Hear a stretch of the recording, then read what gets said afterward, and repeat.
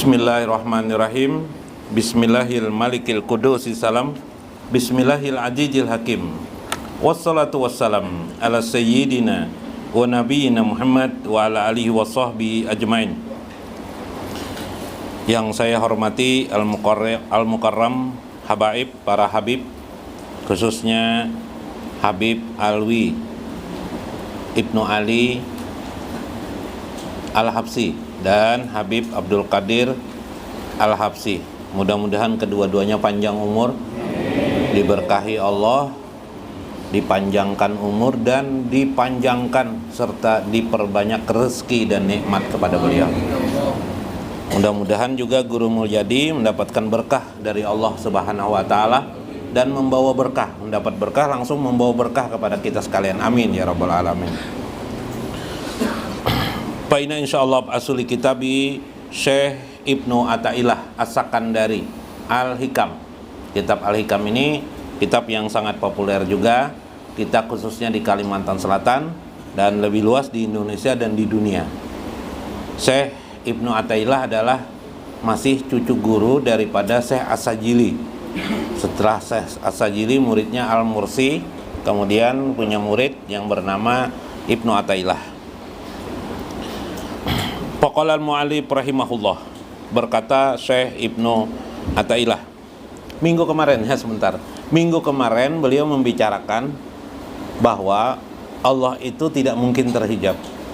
Dicari-cari, setelah diteliti, Allah itu tidak terhijab. Allah itu sangat jelas, sangat terang sekali ternyata.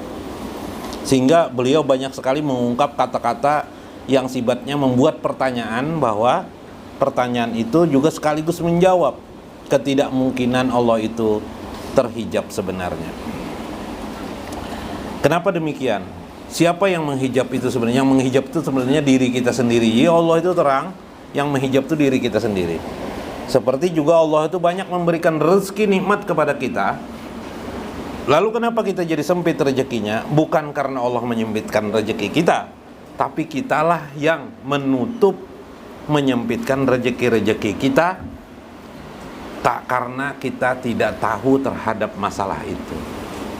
Seperti juga terhadap Allah kemarin, kenapa Allah itu terhijab dari pandangan kita? Karena kita sendiri yang menutupinya.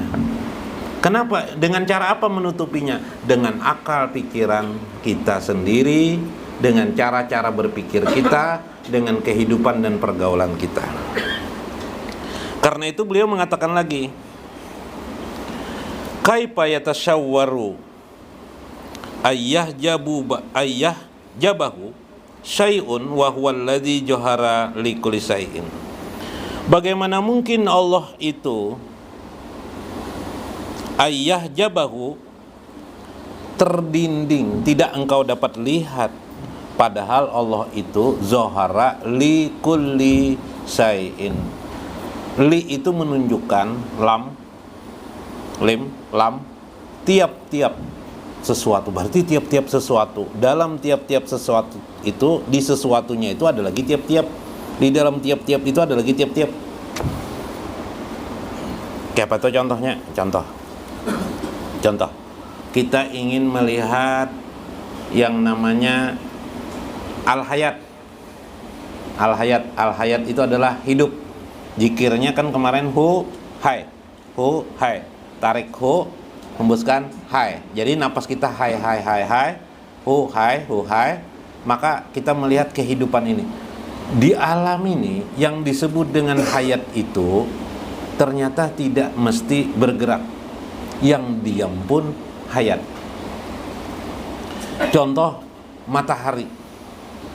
Kira-kira kalau matahari itu mati, kira-kira kayak apa? Berarti matahari itu hidup terus enggak? Hidup terus. Sampai sangkakala nanti menentukannya, Allah menentukannya, matilah matahari. Maka tiap-tiap sesuatu itu dapat kita lihat kebesaran dan keindahan Allah Subhanahu wa taala. Kemarin kacamata, ya Allah. Nah, kita melihat ini karena basar Allah. Sekarang hayat. Kita bergerak, duduk, berkumpul di sini semata-mata karena Allah yang menghidupkan kita, karena Allah itu hidup. Lalu kenapa kita bisa mati? Karena Allah itu bukan hanya yuhyi, tapi juga wa yumitu. Allah juga mematikan kepada kita. Siapa yang dimatikan Allah? Jasad kita. Ruh kita tidak. Ruh kita berada nanti di alamul barzakhun ila yaumi yub'atsun. Maka likulli syai'in ruhun, tiap-tiap sesuatu itu ada ruhnya. Kita buktikan ruh itu dengan makna al-hayat. Kemarin kita melihat dinding cat, bisa kabur enggak? Kabur. Kenapa jadi kabur? Karena dia hayat. Sampai memudar, akhirnya pudar. Anda menua kah? Makin anum kah? Makin tua. Berarti Anda hidup. Sekaligus menunjukkan juga hidup Anda itu sampai pada ujungnya nanti adalah kematian. Soal hayat, arti hayat itu kan begitu. Arti hayat, disebutnya hayat manusia itu karena dia bisa mati. Batu itu tidak bergerak. Kalau tumbuhan dikatakan hidup, wajar, masih logika. Tapi kalau batu itu memiliki ruh. Apa buktinya batu itu? Batu bisa memudar. Ya enggak? Selain itu bisa memudar apa? Warnanya berbeda-beda. Bahkan bila pian menggosoknya sedemikian rupa, dia akan berubah lagi jadi warna-warna tertentu. Meskipun warnanya tidak jauh berbeda, tapi sudah memiliki bentuk yang lain. Intan belum digosok tidak terlihat kehebatannya, tapi setelah digosok, jadilah dia berlian, jadilah batu yang sangat mahal harganya. Itu membuktikan al-hayat Allah Subhanahu wa ta'ala. Likulli syai'in, di semua sesuatu, kata beliau, jahara. Allah itu jelas di setiap sesuatu. Apalagi hidup ini yang tidak ada Allah, tidak ada ternyata. Jadi setiap kita melihat itu ada Allah. Sampai orang-orang tertentu salah memahami. Sampai orang berkata, tidak ada yang kamu lihat itu kecuali semuanya adalah Allah, katanya. Bukan yang terlihat mata zahir ini Allah, tapi di balik sesuatu itu ada sifat, ada asma Allah. Sifat itu sifat Allah, asma itu nama Allah, ada lagi perbuatan-perbuatan Allah. Ulun ulangi lagi pembicaraan. Kalau kita bisa, kenapa kita bisa yakin Syekh Muhammad Arsyad Al-Banjari hidup di Kalimantan Selatan? Nah, di mana yakinnya kita? Pernah hidup di Kalimantan Selatan? Pian yakin lah guru, Syekh Muhammad Arsyad Al-Banjari itu pernah hidup di Banjarmasin. Guru Amin bang, yakin lah guru Amin? Kenapa jadi yakin? Karena ada sejarah peninggalannya. Ada tulisan tangan Sidin, ada keturunan Sidin. Yalah, yakinlah kita bahwa beliau telah pernah hidup di Kalimantan Selatan. Namun waktunya ditentukan Allah, beliau meninggal dunia. Tetapi keturunannya ada, berkembang. Maka pada saat itu kita sudah bisa melihat ada sesuatu yang dibuktikan di alam semesta ini. Apa pembuktian itu? Pembuktian apa itu? Peninggalan, bukti nyata bahwa Syekh Muhammad Arsyad Al-Banjari dari tahun 1772 sampai dengan 1812 beliau pernah hidup. Itu catatan sejarah. Kita, peninggalan siapa kita ini? Ayah dan ibu, ya kan? Zahir, ya kan? Batinnya yang kita lihat siapa? Peninggalan perbuatan Allah Subhanahu wa ta'ala. Nah, itu maksudnya. Maka yang kita lihat ini zahir, peninggalan ayah dan ibu. Di balik yang zahir itu ada batin, peninggalan perbuatan Allah Subhanahu wa ta'ala. Nah, nyaman bananglah, terang bananglah, sudah paham bananglah. Nah, melihat handphone. Ini handphone kan lain nih. Handphone gelap, nah handphone ini Buatan siapa nih? Korea kah Pak? Jepang kah? Nah, Jepang kah Korea kada tahu. Emang antara dua aja bila kada Jepang, Korea, mun Indonesia kada mungkin nih. Biasanya orang Indonesia ini biasanya makal. Jadi tulisannya merek Indonesia sudah ya kan. Nah, ketika kita melihat handphone, terbayanglah pikiran kita handphone itu manfaat dan gunanya. Handphone itu mereknya kita lihat merek apa nih? Oh, Jepang. Oh, berarti buatan orang Jepang. Berarti hasil karya orang Jepang. Anda itu hasil karya ayah dan ibu johir, tapi hakikatnya dibalik yang johir itu pada pandangan hakikat Anda adalah hasil daripada perbuatan Allah Subhanahu wa taala. No nyamannya. Terlihat semuanya Anda perbuatan Allah lah. Melihat keadaan Allah. Melihatkah sudah Guru Amin melihat keadaan Allah lah. Melihatlah. Nah, kada wani sidin ya kan. Tapi kalau kita melihat, itulah yang dimaksud orang dengan musyahadah. Musyahadah artinya menyaksikan Allah Subhanahu wa taala dalam makna kiasan yang di dalam kitab Sirrul Asrar namanya adalah ru'yatullah, melihat Allah. Kalau di dalam kitab ini beliau mengatakan johara likuli syai'in. Bahkan Allah itu terlihat sekali johara qabla wujudi kullasain. Allah itu terlihat juga huwa zohir. Allah itu zohir qabla wujudi kulli sayin. Di tiap-tiap sesuatu itu Allah itu zohir sebelum yang ada kita yang ada ini. Oke, apa itu? Ketika kita pernah belajar ilmu tauhid, adanya alam semesta ini membuktikan adanya yang menciptakan. Maka sekali lihat kita alam semesta ini, begitu kejap mata kita membuka, harusnya kita johirnya makhluk. Batin daripada makhluk itu maknanya adalah tidak lain, adalah hasil daripada perbuatan Allah Subhanahu wa taala. Siapa itu? Itulah batu, itulah kayu, itulah tanaman, itulah tumbuh-tumbuhan, itulah kehidupan. Bukti lain, kita tidak bisa mengatur kehidupan ini sedikit pun, bahkan terhadap diri kita. Yuk, siapa yang mau mengatur dirinya dan kehidupan? Yuk. Nih, mau akhiri. Pengen lahir muka ikam kayak artis. Nah, pengen. Kawalah matur. Tidak bisa. Nih, Habib dilahirkan juriat Nabi. Ini pulang anak makui juriat Nabi kawalah. Habib palsu namanya. Ya kalah. Siapa yang mengatur? Allah. Pak Agus dilahirkan dari ibu yang melahirkan Agus. Andaikan Pak Agus bisa memilih, pengennya lahir daripada anak ibu Tin Soeharto misalnya. Ya kalau Agus lah, jak anak ibu Tin Soeharto kayak Pak. Oh, kaya jar bipai. Bisakah kita mengatur? Tidak bisa.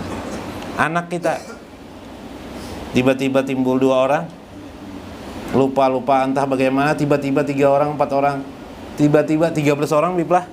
Masya Allah, anak Habib 13 orang, tiba-tiba 13 orang. Bukan karena Habib hebat membikinnya, ya kan? Pian hebat Habib membikin Habib. Ada Habib. Ya lah. Tapi karena ketentuan kehendak Allah Subhanahu wa ta'ala. Nah, hebat benar kalau Allah nih. Berjalan kita di bumi, jalan kita di bumi, kita menginjakan kaki kita, berjalan rapi kaki kita. Pas ayam misalnya berjalan juga kita mirip ayam, aku nilah aja batisnya, kakinya. Tapi kaki ayam dengan kita beda. Ujungnya kaki ayam tuh 4 ke 3 kah? Hah? 3 lah. 3. Kenapa jadi 3 kaki kita tidak seperti itu? Pas bulik ke rumah, duduk merenung nih, orang merenung. melepas sepatu. Oh iya, ayam kan bisa bersepatu, kita bisa pakai sepatu. Oh itu aja lah bedanya. Nah Allah memperlihatkan ayam tuh, makanya masuk bawah rumahan. Ya lah kakinya nanti spesial dibikinakan Tuhan sudah. Kita ini jangan ketujuh masuk ke bawah rumahan lah.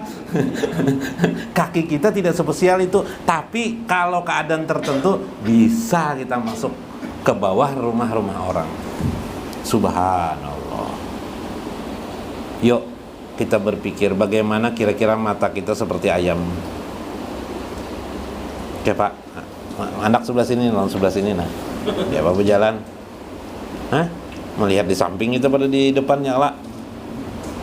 Nah, apa yang terjadi? Maka sempurnalah Allah menciptakan diri kita melebihi daripada makhluk yang lain.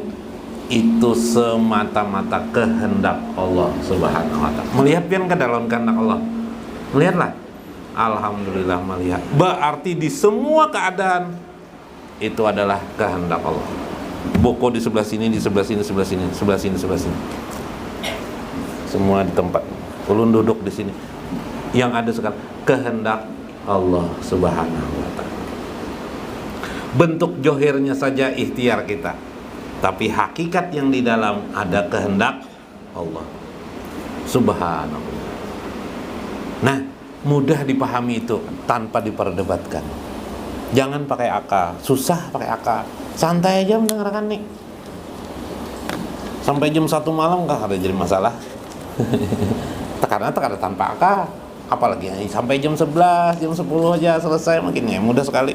Nah, kira-kira mudahlah memahami maksud Syekh Ibnu Athaillah ini. Masya Allah, kelihatan sudah Allah Subhanahu wa ta'ala, kehendak Allah sudah melihat kita. Apalagi yang belum melihat. Pernah pian senang sekali melihat anak pian. Pernah pian merasa senang sekali ketika melihat anak. Pak Agus pernah lah, Pak Agus senang hatinya. Pian Bang pernah lah Pak melihat, senang mana sekali melihat anak pian. Pernah lah, pian bisa anak ajak lah. Nah, alhamdulillah bisa lah. Pian kadang anak bini pian nggak Pak? Bini pian lah, cuma anak pian aja lah. Soalnya kalau diperdebatkan tuh tidak bisa Pak. Jarang jar istri pian. Wah, tanpa aku melahirkan tidak mungkin ada anak keluar. Jadi jar pian tanpa aku suntik ikam. Ya Allah, benihnya dari siapa? Ya Allah. Nah, jadi sama-sama anak pian. Terus berabut lawan bini. Suatu saat Bapak sangat senang, Pak Agus juga sangat senang melihat anaknya. Kita senang itu sebenarnya bukan apa-apa, bukan johir sebenarnya. Senang itu di jiwa kita, di roh kita. Roh kita melihat keindahan Allah. Karena roh kita melihat keindahan Allah, kita terbawa hanyut oleh roh kita, juga merasa senang. Itulah keindahan Allah Subhanahu wa ta'ala yang diberikan Allah di dunia ini.